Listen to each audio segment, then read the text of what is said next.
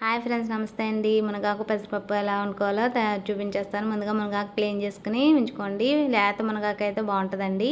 పెసరపప్పును కూడా కడిగేసుకుని ఒక half an hour నానబెట్టుకుంటే త్వరగా ఉడికిపోతుందండి. అలాగే ఒక ఉల్లిపాయ కట్ చేసుకోండి, ఒక పచ్చిమిరపకాయ కట్ చేసుకోండి, ఉప్పు కారం పసుపు అండి, ఒక చిన్న చింతపండు అండి, ఆడ చింతపండు ఉంటుంది కదా, అంత తీసుకుంటే సరిపోతుంది. ఇంకా పోపు తాలింపులు కావాలండి. ఎల్లుల్లిపాయ, జీలకర్ర, ఆవాలు, కరివేపాకు, ఎండుమిర్చి అండి, సరిపడినంత ఆయిల్. మనం స్టవ్ ఆన్ చేసుకుని ఏదైతే పెసరపప్పు కడుక్కుని ఉంది కదండి, ఆ పెసరపప్పుని పొయ్యి మీద పెట్టుకుని ఒక ఉల్లిపాయ కట్ చేసుకుని ఉల్లిపాయ పచ్చిమిర్చి కూడా వేసేసుకొని కొంచెం పెసరపప్పు దగ్గరికి అనేది ఉడుకుతూ ఉన్నప్పుడు మనం కడిగేసుకుని ఉంచుకున్న లేతదే తీసుకోవాలండి.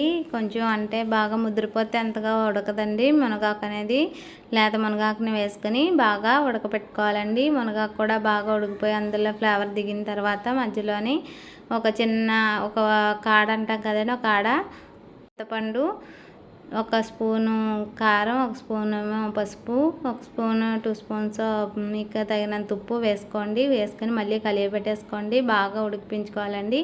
ఇది ఉడుకుతూ ఉంటుంది. ఇలాగ మనమేమో బాండీ పెట్టుకుని స్టవ్ మీద 2 స్పూన్స్ ఆయిల్ వేసుకుని మనం పోపు రెడీ చేసుకోవాలండి.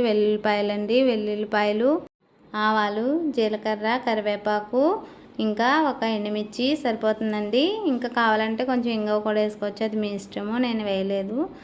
వేసేసుకుని ఆ తాలింపు అంతా ఒకసారి పెట్టేసుకున్న తర్వాత వేగిపోయిన తర్వాత తిప్పేసుకొని మొత్తం అది ఆయిల్తో సహా మనం పక్కన పప్పు ఉడుకుతుంది కదండి, పెసరపప్పు మునగాకులో వేసేసుకొని తిప్పేసుకుంటే ఎంతో రుచికరమైన పెసరపప్పు మునగాకు అనేది రెడీ అయిపోయిందండి. చాలా బాగుంటుందండి. ఎన్నో పోషక విలువలు ఉండే మునగాకు పెసరపప్పు ఒక్కొక్కసారి వండుకోండి. Please subscribe.